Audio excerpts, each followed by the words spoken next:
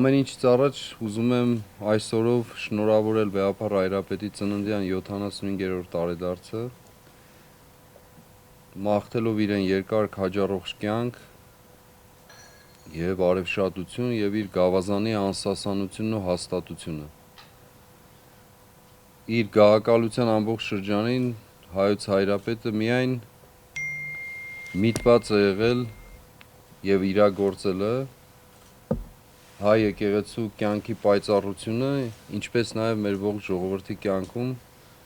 սահմանափակ միջոցներով, չափազանց սահմանափակ միջոցներով, հակառակ բոլոր տեսակի խժդժությունների, հակառակությունների, հարձակումների եւ հալածանքների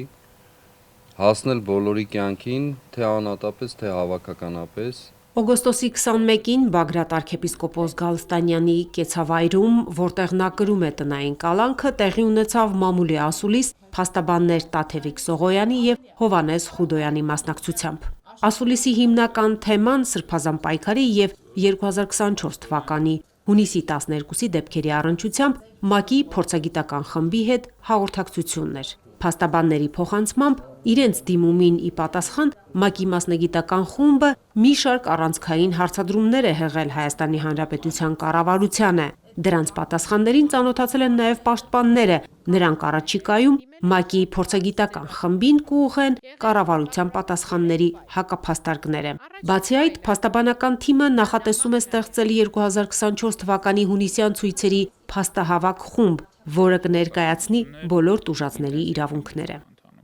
Հիշեցնեմ, որ անցել է 2 տարի այդ իրադարձություններից, այդ օրվա միջադեպերին, երբ որ ցուցարարներին են մեղադրանք առաջադրելուց եղել, մոտ 1 ամիս էլ չի տևել երևի թե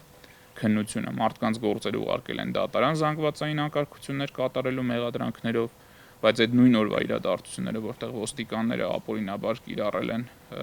չթույլատրված հատուկ միջոցներ, առ այսօր քննությունը շարունակվում է։ Եվ կառավարությանը տրված պատասխանում, որ օրինակ նշանակել ենք փորձաքննություններ, ես ինքս մի քանի դեպքերով ուղեկցել եմ տուժած անձանց, ինչպես այդ օրվա, այնպես էլ դրան նախորդող մայիսի 30-ին, կարծեմ 30-ներ ԱԳՆ-ի դիմաց ոստիկանական բախումներից տուժածներին եւ այլն, մոտավորապես 1-1.5 տարի հետո մարդկանց կանչում են, ասում են նշանակել ենք փորձաքննություն, կգնաս արդյոք փորձաքննության, մարդը, որ ասենք այդ օրը ունեցել է կապտուկներ եւ անհապաղ պետքա ֆիքսվեր նրա նկատմամբ բռնության խոշտանգման դեպքերը, բնականաբար իմաստ չունի, որ այդ անձը գնա ներկանա փորձաքննության, որտեղ հետք չի մնալ 1 տարի հետո։ Իհարկե կան մարդիկ, որոնք ավելի լուրջ մարմնական վնասվածքներ են ստացել, բայց նրանց իրավունքների պաշտպանության մասով էլ որևէ արդյունավետ միջոց առ այսօր չի իրականացվել։ Այս պարագայում նաև խնդրանքս է Հայաստանում գործող իրավապաշտպան կազմակերպություններին, հասարակական կազմակերպություններին,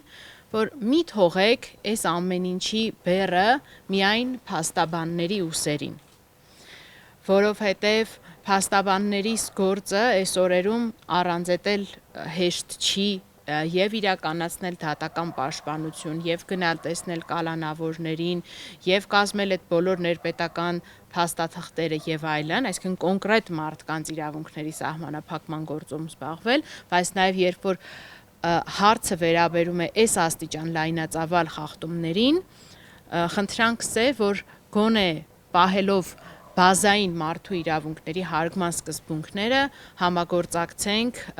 իրար հետ։ Ասուլիսին ներկա լրագրողները հետաքրքրվեցին նաև իշխող ուժի նախընտրական ծրագրերում ներառված եկեղեցու այսպես կոչված բարեփոխման դրույթների, ինչպես նաև Վեհափառ Հայրապետի նկատմամբ սկսված իրավական գործընթացների մասին։ Ամոթի զգացում ենք ունենում, որ ապրում ենք այս ժամանակներում, բայց դարձյալ պիտի կրկնեմ, հսկայական հայրենիք կորցնելուց, այսքան մարդու կյանք խեղելուց, Բաքվի բանտերում գտնվելուց, տրամաբանականը դա, որ թիրախ պիտի դարձնեն ամենայն հայոց Հայրապետին, որովհետև Վեհափառը անընդհատ խոսել է այս թեմաների մասին, անընդհատ բարձրաձայնել է եւ բնականաբար պիտի գար նաեւ հրահանգ Փաշազադեից, որին շատ այսպես խոնարհումով ընդունում են ՔՊԱ-կան սիրելիները,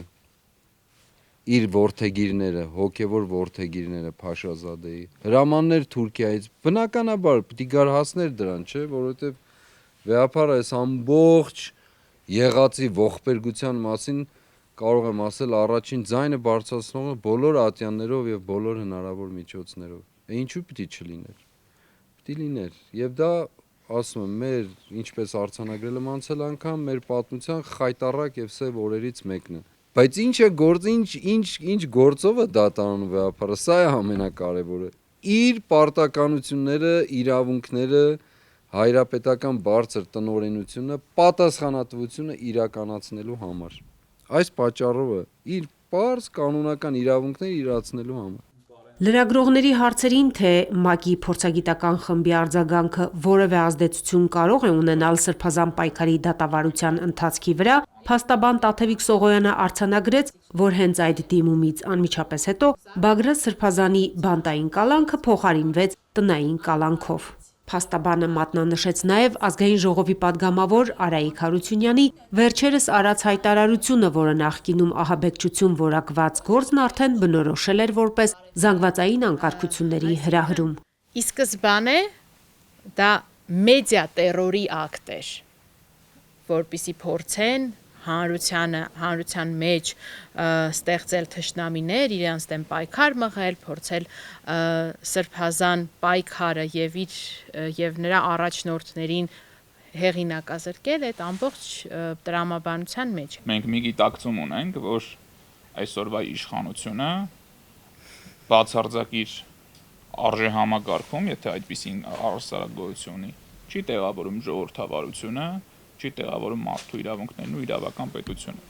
Փաստաբանները մեկ անգամ եւս շեշտեցին ՄԱԿ-ի փորձագիտական խմբի արձագանքը եւս հաստատում է, որ Սրբազան պայքարի գործը որևէ աղերս չունի ահաբեկչության հետ եւ այն հարուցվել է բացառապես քաղաքական նկատառումներով Տավուշը հանուն հայրենիքի սոցիալական շարժումը կասեցնելու նպատակով։ Լուսինե Բալյան, Հարություն Տոլանյան, Եկեղեցական կյանք։